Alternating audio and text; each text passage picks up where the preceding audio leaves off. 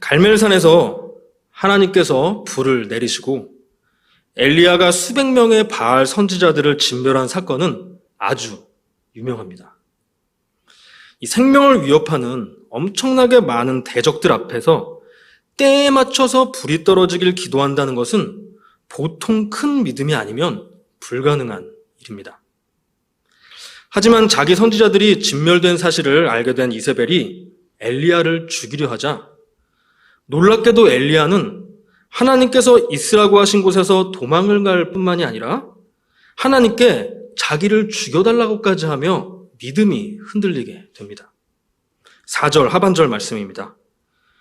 여호와여 넉넉하오니 지금 내 생명을 거두시옵소서. 이 성경 전체에서도 손에 꼽을 만한 믿음의 주인공이자 기도하는 대로 기적을 경험했던 사람이 어떻게 저렇게까지 될 수 있을까 생각이 들기도 하지만 사실 이것이 바로 저희들의 모습입니다.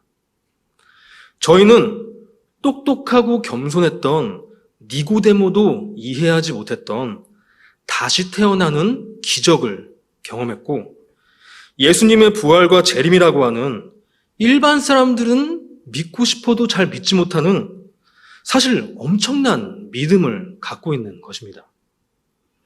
그런데 그런 경험을 하고 십수년 동안 숱한 말씀을 듣고 기도의 시간을 갖고 봉사를 해왔어도 위기의 순간에 믿음이 흔들려 버리는 것이 저희들인 것입니다. 오늘 말씀에서 하나님께서는 그렇게 믿음이 흔들리는 엘리야에게 먼저 다가오십니다. 그럼 오늘 말씀을 통해 성도의 믿음이 흔들릴 때 하나님께서 다가오셔서 무엇을 하시는지 두 가지로 살펴보도록 하겠습니다. 그렇다면 첫 번째로 하나님께서는 성도의 믿음이 흔들릴 때 어떻게 하시나요? 언약을 기억하게 하십니다. 5절 상반절 말씀입니다. 로뎀나무 아래에 누워 자더니 이 이세벨로부터 도망가면서 그냥 나를 죽여달라고 하던 엘리야가 잠이 들었습니다. 이 성경에서 엘리야가 얼마나 피곤한지를 보여주고 있는 것일까요? 이 성경에서 잠이 들었다는 표현은 육체적 죽음이나 영적 죽음을 묘사할 때 자주 사용됩니다. 그렇다면 영적 죽음이란 무엇일까요? 3절 상반절을 보겠습니다. 그가 이 형편을 보고 일어나 자기 생명을 위해 도망하여.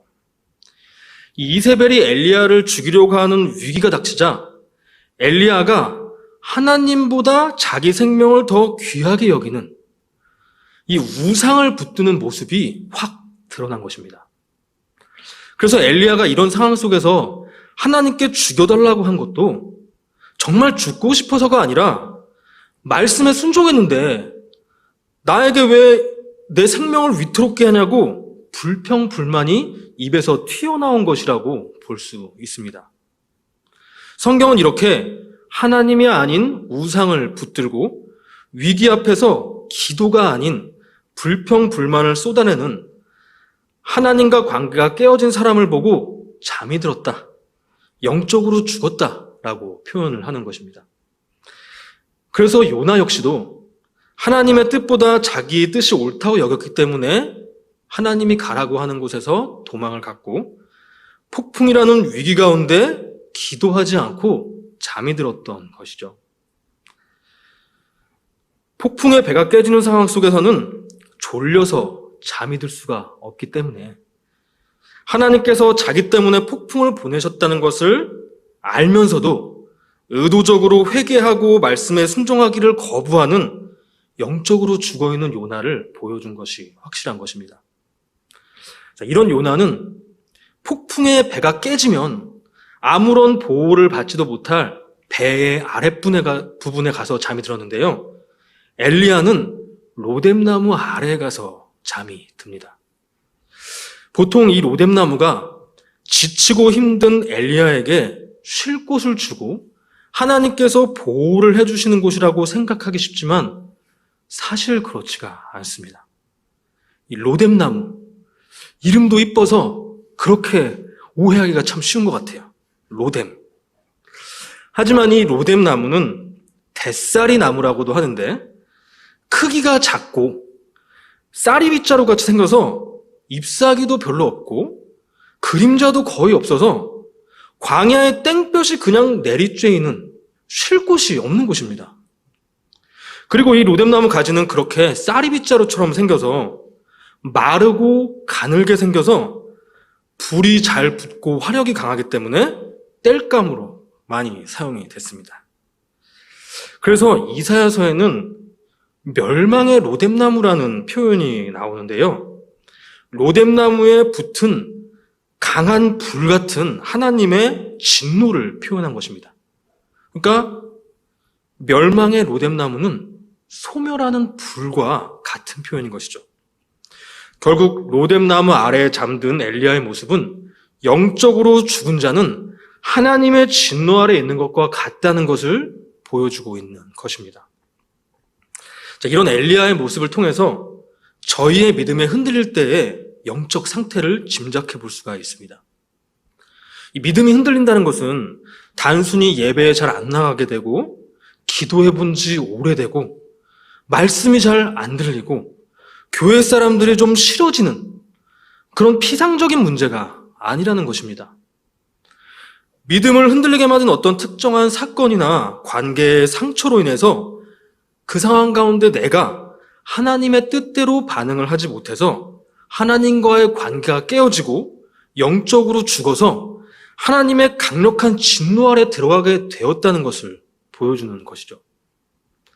물론 예수님을 믿는 저희들은 그 진노를 예수님께서 십자가에서 대신 다 받아주셨기 때문에 더 이상 진노 아래에 있지는 않습니다. 그리고 성령님께서 저희 안에 내주하고 계시기 때문에 영적으로 죽지도 않습니다. 하지만 죽지는 않지만 이 생명의 충만함, 성령의 충만함 가운데 있지 못하게 되는 것이죠. 그리고 진노 아래 있지는 않지만 우리를 대신해 진노를 받으신 예수님의 사랑을 외면하고 있는 것이 믿음이 흔들리고 있는 상태인 것입니다. 이 얼마나 안타깝고 비참한 일인가요? 참 생명을 얻었음에도 언젠간 먼지처럼 없어질 이 육신의 일들로 인해서 성령 충만함을 잃고 모든 삶의 원동력인 예수 그리스도의 사랑을 외면한다니요.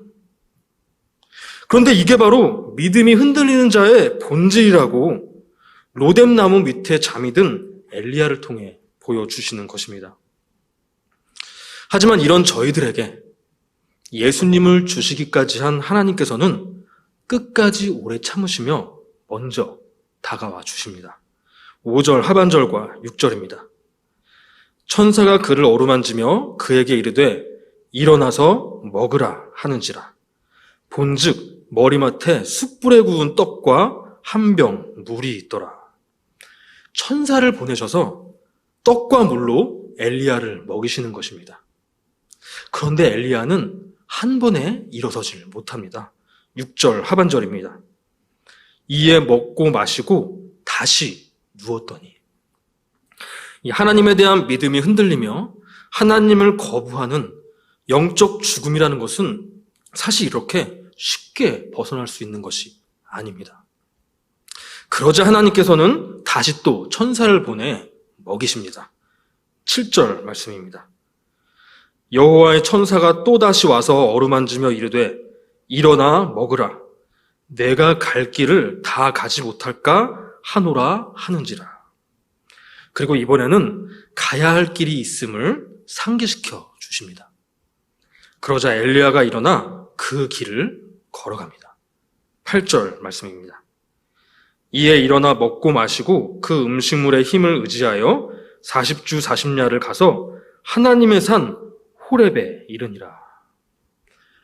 하나님께서 엘리야에게 떡과 물로 힘을 주셔서 인도하신 곳은 호렙산입니다. 호렙산은 모세와 이스라엘 백성들이 십계명과 함께 언약을 받았던 장소입니다. 하나님께서는 왜 믿음이 흔들리는 엘리야를 언약의 산으로 오게 하셨을까요? 그리고 일어나지 못하던 엘리야가 하나님께서 언약의 산으로 인도하시자 일어나 걸어갈 수 있었을까요? 그것은 바로 하나님의 언약만이 흔들리는 믿음을 붙잡아 줄 수 있다는 것을 하나님도 알고 계셨고 엘리야도 알았기 때문입니다. 이 언약이 무엇인지는 고린도후서 6장 16절에 잘 나타나 있습니다. 고린도후서 6장 16절입니다. 하나님의 성전과 우상이 어찌 일치가 되리요? 우리는 살아계신 하나님의 성전이라. 이와 같이 하나님께서 이르시되 내가 그들 가운데 거하며 두루 행하여 나는 그들의 하나님이 되고 그들은 나의 백성이 되리라. 자, 하나님께서 저희의 하나님이 되시고 저희가 하나님의 백성이 되게 하시겠다는 언약은 그 사이에 어떠한 우상도 낄 수 없는 독점적인 사랑의 관계가 되게 하시겠다는 것을 말합니다. 엄청나게 큰 복을 약속해 주신 것입니다. 하지만 저희들은 우상을 품을 수밖에 없는 죄인이기 때문에 하나님만을 사랑하며 온전히 그 복을 누리는 것이 불가능한 것이죠. 그래서 하나님께서 저희와 함께 거하시면서 저희의 우상을 제거하시는 일을 행하셔서 그 사랑의 관계를 반드시 이루시겠다는 것이 언약입니다.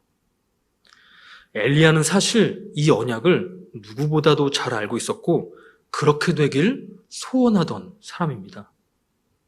하지만 우상을 심판하시고 제거하시는 하나님의 이적 앞에서도 회개하지 않고 강력하게 마귀적 권세를 발휘하는 이세벨로 인해서 깊은 절망감에 빠진 것이죠.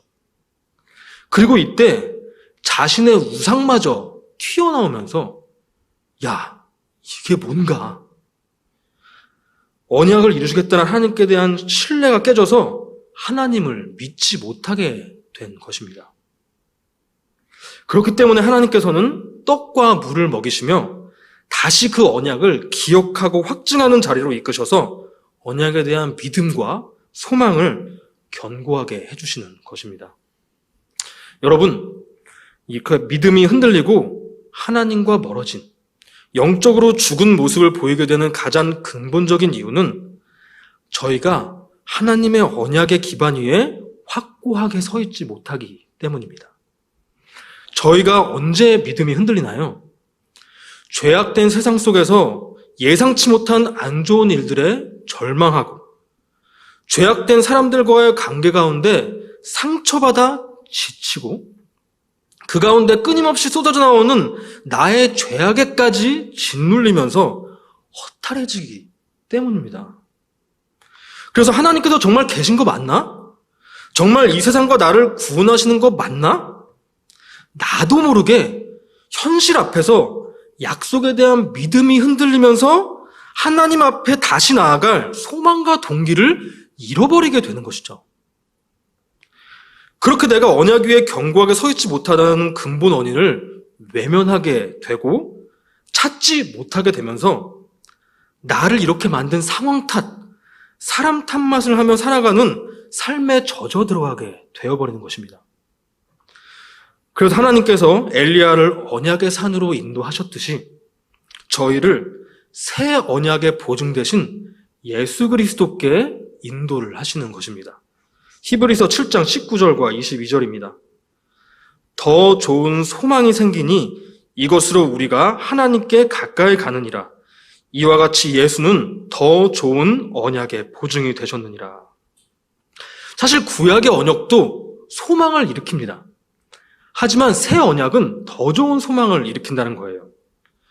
예수님의 십자가 죽으심으로 저희가 새 언약 안에 들어갈 수 있도록 보증이 되어 주셨기 때문에 그 예수님을 믿으면 소망이 생겨서 하나님으로부터 도망갔던 저희가 다시 하나님으로 가까이 나아가는 삶을 살 수 있게 된다는 것입니다.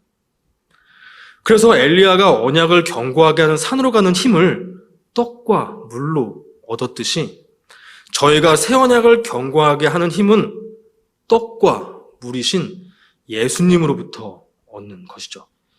요한복음 6장 48절 50절과 4장 14절 하반절을 보겠습니다. 내가 곧 생명의 떡이라 사람으로 하여금 먹고 죽지 아니하게 하는 것이라. 내가 주는 물은 그 속에서 영생하도록 솟아나는 샘물이 되리라. 저희는 이제 말씀을 통해서 예수 그리스도를 먹음으로 새 언약 위에 견고하게 서는 그 길을 걸어갈 힘을 얻는 것입니다. 왜냐하면 모든 말씀이 그 새 언약을 가능케 하는 예수 그리스도를 증거하기 때문이죠. 그래서 저희 교회도 성도님들의 믿음을 세워드리기 위해서 예수 그리스도의 복음이 담긴 말씀을 제대로 선포하고자 집중을 하는 것입니다.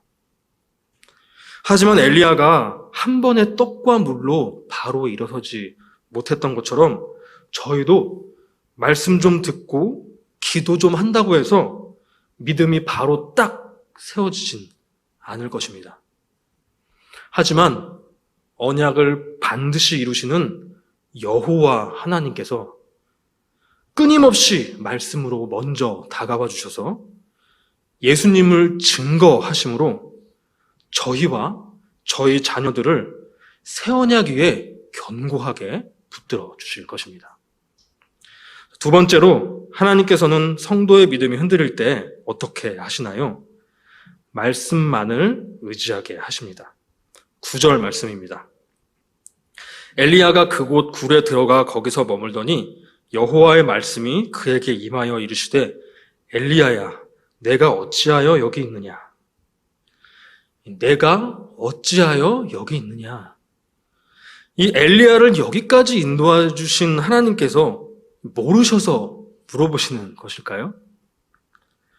아담과 하와에게, 심지어는 최초의 살인을 저지른 가인에게도 다 아시면서 내 아우 아벨은 어디 있느냐라고 물으신 것은 이들이 자기 죄를 자기 입으로 스스로 고백하고 그 도망간 자리에서 돌아오길 바라셨기 때문입니다.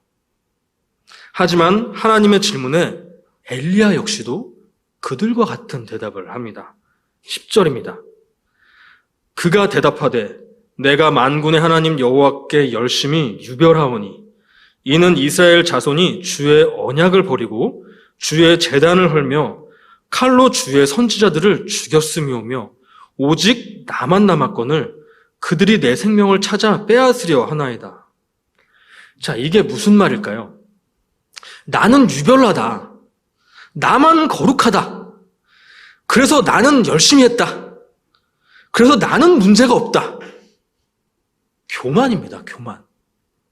그리고 이스라엘 자손들이 언약을 버리고 제단을 헐고 선지자들을 죽이고 나처럼 잘하는 사람을 죽이려고 한다. 어떻게 저럴 수가 있느냐? 남을 정죄하는 것입니다. 교만 때문에 자기 죄가 보이지 않아서 하나님이 말씀으로 질문하시는데 회개를 하지도 못하고 남의 죄는 너무 잘 보여서 중보기도를 해주지 못하니까 입에서 독이 가득한 쓴물만 흘러나오는 것입니다. 이 엘리야는 갈멜산에서 자기를 통해 나타난 하나님의 놀라운 능력과 기적을 경험하면서 자기도 모르게 난 이런 사람이야. 근데 넌 뭐야? 라는 교만이 싹텄던 것이고 하나님의 질문에, 하나님의 말씀에 그것이 확 드러난 것입니다. 여러분, 오늘 말씀은 믿음이 흔들리는 사람의 영혼의 중심에는 반드시 교만이 자리 잡고 있음을 드러내주고 계십니다. 이 믿음이 흔들리는 당사자는 저 사람 때문에, 이런 상황 때문에라고 말하며 원인을 외부에 돌리기 쉽지만 정작 진짜 원인은 나의 교만함에 있다는 것입니다. 하나님께서는 저희가 위기의 상황과 상처받는 관계 가운데 두려워하지 말고, 절망하지 말고, 상처받지 말고 말씀을 따라서 그 상황을 허락하신 하나님께서 선한 일을 하실 거라는 믿음을 갖길 원하시고 그 관계 가운데 품고 사랑하길 원하시는 것입니다. 하지만 엘리야처럼 교만한 사람은 하나님 뜻보다 내 생각이 더 앞서니까 그걸 못 받아들여서 믿음이 흔들리는 거예요. 그런데 여기서 더 놀라운 사실은 엘리야처럼 하나님의 능력이 드러나는 기적을 많이 경험한 사람일수록 쉽게 교만해지고 그 믿음이 오히려 쉽게 더 흔들린다는 사실입니다. 왜 그럴까요? 그 기적을 행한 사람이 나고 그 능력이 내 거고 내가 그 기적을 경험한 사람이라는 이 올무에 걸려들기 쉽기 때문입니다. 엘리야는 사실 다혈질에 두려움이 많은 사람입니다. 하지만 하나님께서 다 이렇게 세워주시고 능력의 통로로 사용해 주셔서 성경에서 아주 유명한 사람이 될 수가 있었던 것입니다. 그런데 죄인은 그걸 쉽게 내 공로로 돌리고 자랑하고 남과 비교해서 그거 좀 없는 사람 다 까내리는 거예요. 입만 열면 자기 자랑에 남 욕을 하는 것입니다. 여러분, 그리고 꼭 이렇게 엘리야처럼 병이 낫는 것 같은 기적 같은 하나님의 능력을 경험하지 못한 성도들일지라도 똑같은 위험에 노출이 되어 있습니다. 누군가는 말씀을 잘 알고 가르치는 은사가 있고 누군가는 사람의 마음을 잘 파악해서 기도를 해주는 은사가 있고 누군가는 기억력이 너무 좋아서 지식을 많이 알고 있고 누군가는 섬김의 은사가 있고 누군가는 돈을 잘 벌어서 헌금을 많이 합니다. 자, 이 모든 것이 내 것일까요? 내 능력으로 하는 것일까요? 다 성령님께서 주신 것이고 성령의 능력으로 되는 것이고 저희는 그저 통로일 뿐이죠. 하나님께서 필요와 때에 따라 은사와 능력을 주시기도 하시고 안 주시기도 하시는 것인데 그것을 나와 이웃의 믿음의 척도로 삼는 심각한 오류에 빠져서 믿음이 흔들려 버리는 것입니다. 그 사실을 너무나 잘 아시는 하나님께서는 회개하지 못하는 엘리야에게 또 다른 방식으로 다가오십니다. 11절과 12절입니다. 여호와께서 이르시되 너는 나가서 여호와 앞에서 산에 서라 하시더니 여호와께서 지나가시는데 여호와 앞에 크고 강한 바람이 산을 가르고 바위를 부수나 바람 가운데에 여호와께서 계시지 아니하며 바람 후에 지진이 있으나 지진 가운데에도 여호와께서 계시지 아니하며 또 지진 후에 불이 있으나 불 가운데에도 여호와께서 계시지 아니하더니 불 후에 세미한 소리가 있는지라. 크고 강한 바람, 지진, 불은 모두 성경에 나타나는 심판하시는 하나님의 능력을 보여주는 기적들입니다. 그런데 지금 그 기적들 가운데 하나님이 보이지 않는다는 거예요. 자, 그런데 정말로 하나님께서 그 가운데 계시지 않으셨을까요? 계셨습니다. 하지만 그 놀랍고 두려운 심판의 기적을 경험한 이스라엘 백성들과 엘리야에게 잠깐의 두려움과 환희가 있었지만 그 기적을 통해서 하나님을 보는 확고한 믿음이 지속될 수가 없었음을 보여주는 것입니다. 그래서 하나님께서는 엘리야 앞에 이렇게 임하십니다. 12절 하반절과 13절입니다. 불 후에 세미한 소리가 있는지라. 엘리야가 듣고 겉옷으로 얼굴을 가리고 나가 굴 어귀에 섬에 소리가 그에게 임하여 이르시되 엘리야야 내가 어찌하여 여기 있느냐. 이 바람, 지진, 불이 끝나고 세미한 소리가 들리는 것입니다. 말씀을 하시는 것입니다. 그리고 그제서야 말씀 가운데 임하신 하나님을 보게 되어 얼굴을 가리고 나가는 것입니다. 그런데 이때에도 하나님께서는 내가 어찌하여 여기에 있느냐라고 같은 질문을 던지시는데요. 엘리야도 똑같은 대답을 합니다. 14절 말씀입니다. 그가 대답하되 내가 만군의 하나님 여호와께 열심히 유별하오니 이는 이스라엘 자손이 주의 언약을 버리고 주의 제단을 헐며. 이게 아까 읽었던 그 구절이 아닙니다.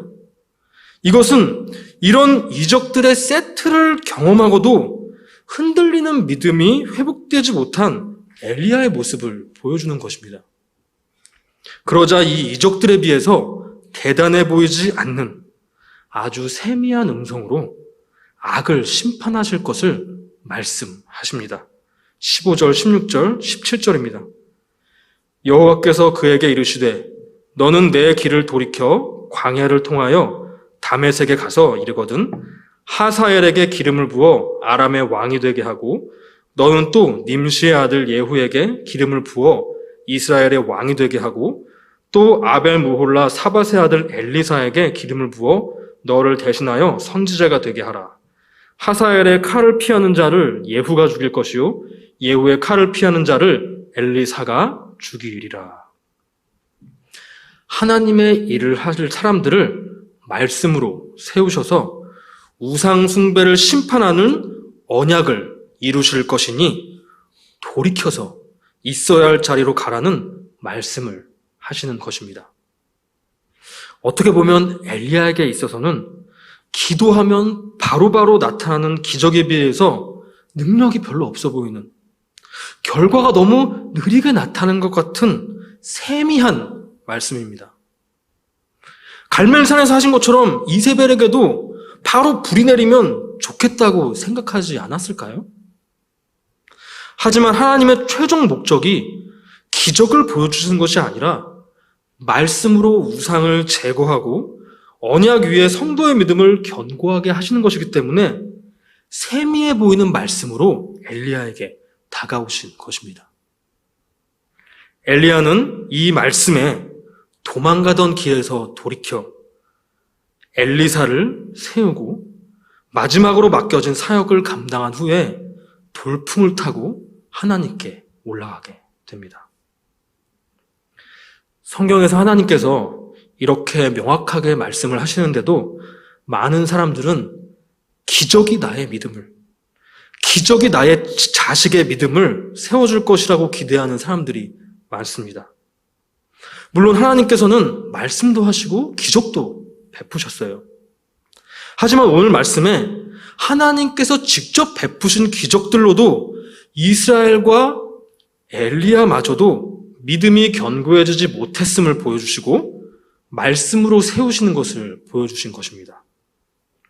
여러분, 저도 이 바울처럼 길을 걷다가 하나님을 감권적으로 믿게 됐었고, 믿은 지 몇 달 만에 부모님께 예수님을 전해서 부모님 두 분이 예수님을 믿게 된 기적을 경험했었습니다. 저는 제가 엄청나게 대단한 사람이 될 줄 알았어요. 그런데 그 기적으로부터 나오는 열정은 2년도 채 가지 못해서 다 사그라들고 초라한 믿음이 벌거벗겨지듯이 폭로됐습니다. 지금은 저의 믿음이 너무 초라해서 이 길 가다 하나님 만났다는 얘기는 이렇게 초라한 믿음 얘기할 때만 얘기하고 다른 때는 얘기를 하지도 않아요. 모르셨죠? 제가 이랬다는 거. 오히려 그렇게 믿음이 초라해지고 믿음이 흔들릴 때 젖병처럼 꽂고 먹었던 이 복음의 말씀이 저를 이렇게 세워나가고 있다고 증거하고 있습니다.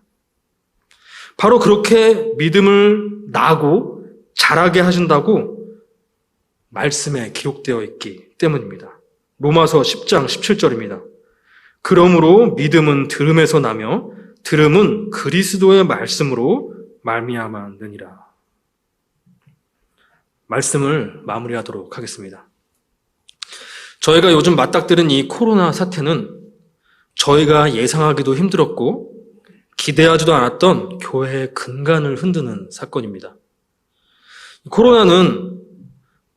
코로나에 걸리는 것뿐만이 아니라 다양한 문제들, 온전하게 예배를 드리는 문제, 경제적인 문제, 관계적인 문제, 교회의 의사결정과 다음 세대의 양육의 문제, 많은 문제들을 야기시킵니다. 어떻게 해야 될지 다 혼란스러운 거예요. 하지만 이런 혼란스러운 상황 가운데에도 명확한 사실은 하나님께서 이것을 허락하지 않으셨다면 일어나지 못할 일이라는 것입니다. 그런데 이런 상황 가운데 저희의 믿음이 흔들리고 있다면 나와 교회가 언약 위에 견고히 서지 못했다는 것을 보여주시고자 이런 상황을 허락하신 것일 수도 있는 것이죠. 그렇기 때문에 이런 상황일수록 기적같이 이런 일들이 싹 없어지기를 바라기보다는 말씀을 통해 하나님의 언약 위에 견고하게 서는 믿음을 세워가야 할 것입니다. 코로나뿐만이 아니라 삶의 다양한 위기와 상처 앞에서 믿음이 흔들릴 때 새 언약의 보증 되시는 예수님을 증거하는 말씀을 붙드시며 믿음이 굳게 세워져가는 저와 여러분들이 되시기를 바랍니다.